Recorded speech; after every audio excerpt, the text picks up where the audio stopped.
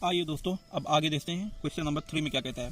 कह रहा है कि दिए हुए प्रश्न को आप पी अपान क्यू के रूप में बदलिए। तो आइए हम इनको बदलते हैं कि किस प्रकार बदलते हैं। मैंने अभी भी पीछे बताया कि यदि किसी संख्या में बार लिखा हो तो इसका मतलब होता है उस संख्या की पुनरावृत्ति हो रही। तो हम इसको क्या लिख सकते हैं, अगर समझने के लिए अगर आपको समझना है तो इसको हम ये भी लिख सकते हैं कि 0.66666, यही तो इसकी पुनरावृत्ति हो रही ना, तो इसको अनंत तक आप लिख सकते हैं। इतना आपको समझ में आया। तो आपको इस प्रकार के क्वेश्चन को सॉल्व करने के लिए आपको क्या ध्यान देना होता है कि आपको ये देखना होता है कि एक को पहले इसको x बराबर मानना होता है। तो पहले मान लीजिए, माना x बराबर कितना 0.6666, ठीक है, ये मान लिया। कहाँ तक? अनंत तक। अब आप मानोगे क्योंकि बार एक संख्या में लिखा है, यदि एक संख्या में लिखा है तो आप 10 का गुणा करोगे, यदि 2 संख्या में बार लगा है तो आप 10 का गुणा करोगे, मतलब 100 का गुणा करोगे। यदि एक संख्या में बार लगा है तो 10 का, यदि 2 संख्या में बार लगा है तो 100 का, यदि 3 संख्या में बार लगा है तो 1000 का, यदि 4 संख्या में बार लगा है तो 10,000 का आप गुणा करोगे। तो आप यहाँ देख रहे हो कि एक संख्या में बार लगा है, तो आप यहाँ लिखोगे कि दोनों पक्षों में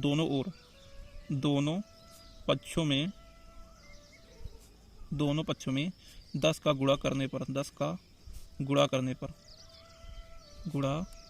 पर कैसे करेंगे। तो इधर कितना हो जाएगा 10x और ये कितना हो जाएगा 0.06666 डॉट डॉट डॉट जाता जाएगा अनंत तक, गुणे 10 का गुणा कर दिया आप दोनों पक्षों में, तो हो जाएगा 10x और ये कितना हो जाएगा।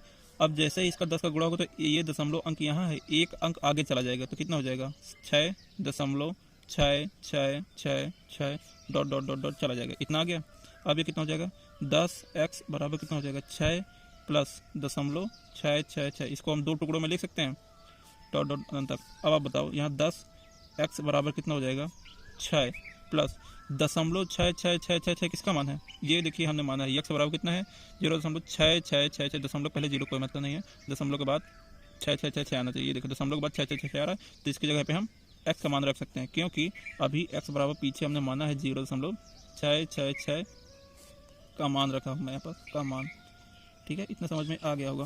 तो अब ये 10x है, ये x इधर आ जाएगा तो कितना हो जाएगा 10x माइनस का x बराबर कितना हो जाएगा 6, तो 9x बराबर कितना हो जाएगा 6।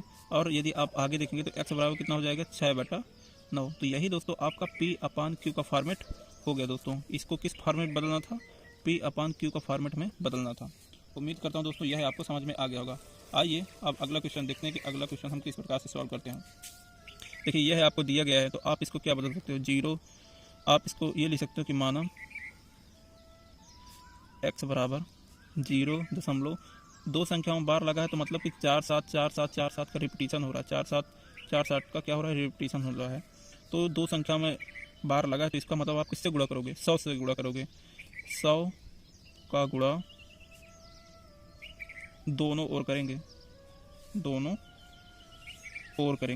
तो कितना हो जाएगा, यह हो जाएगा 100x, और इसमें 100 का गुणा करेंगे कि 2 अंक जो दशमलव है आगे की ओर चला जाएगा 100 का गुणा करने पर, तो 47 आ जाएगा, डॉट डॉट अनंत तक, ठीक है। तो अब हम इसको क्या लिख सकते हैं, 100x बराबर लिख सकते हैं 47 प्लस दशमलव को हम तोड़ देते हैं, 47 लिख सकते हैं, डॉट डॉट। इसको हम 100x बराबर 47 प्लस ये किसकी वैल्यू है, ये x की वैल्यू अभी हमने ऊपर माना है, तो यहाँ पर x पुट अप कर देते हैं, क्योंकि मैंने x की वैल्यू रखी ना यहाँ पास 47 डॉट डॉट, तो मैंने यहाँ x की वैल्यू पुट कर दी, तो x इधर आ जाएगा तो कितना हो जाएगा 999 बराबर कितना हो जाएगा 47, x बराबर कितना हो जाएगा 47/99। यह आपका आंसर होगा, p अपान q का फॉर्मेट होगा। उम्मीद करता हूँ यह आपको समझ में आ गया होगा। आइए अगला देखते हैं, अगले क्वेश्चन को हम किस प्रकार से सॉल्व करेंगे। ये दिया हुआ है, तो हम पहले मानेंगे इसे x बराबर 0.001001001 डॉट डॉट डॉट, क्योंकि इसी संख्या की रिपीटिशन हो रही है, ठीक है। 3 संख्या में बार लगा है तो 1000 का आप गुणा करोगे, दोनों पक्षों में 1000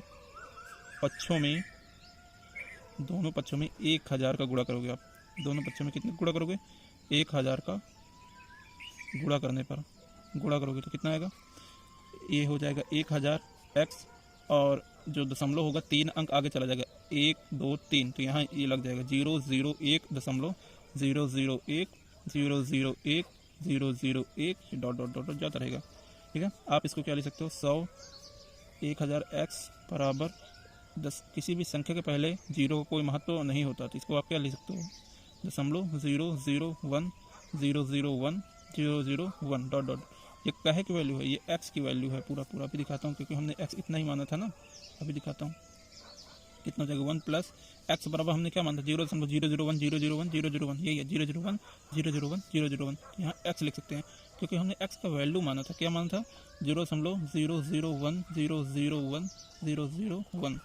तो हम यहाँ पास x की वैल्यू पुट कर देंगे तो x इधर आ जाएगा तो कितना हो जाएगा 999। x बराबर कितना हो जाएगा 1, तो x बराबर कितना हो जाएगा 1/999। यही आप लोगों का आंसर हो जाएगा दोस्तों। ये P/Q के फॉर्मेट में परिवर्तित हो चुका है। उम्मीद करता हूँ दोस्तों यह आपको बहुत ही अच्छे से समझ में आ गया होगा। आइए आगे देखते हैं आगे क्या है। क्वेश्चन नंबर 4 में कहा गया है कि इसको P/Q के रूप में बदलना है। 0.99 को P/Q के रूप में बदलना है। तो आपको मान लेना है माना x बराबर 0.9999 यह आपको मान लेना है।